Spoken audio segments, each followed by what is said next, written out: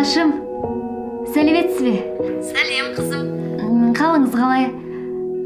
Әкетайым қалай? Қызым, сәлем. Оқуың қалай? Мен туыстардың бәріне айттым. Менің қызым ақылды, әлі көресіңдер үздікпен бітіреді деп.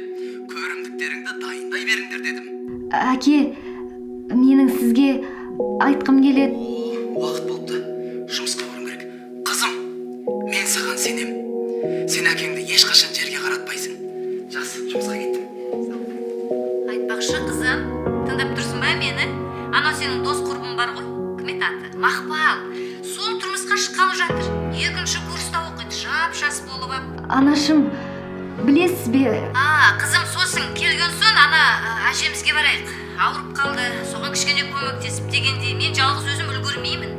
Анашым, мен сізге айтқым келгені, мен келе алмаймын.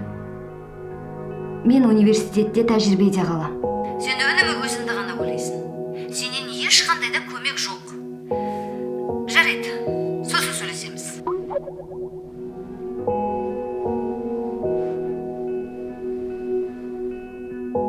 Ресми мәліметтерге сәйкес, жыл сайын 3000-нан астам жасөспірімдік жүктілік тіркеледі.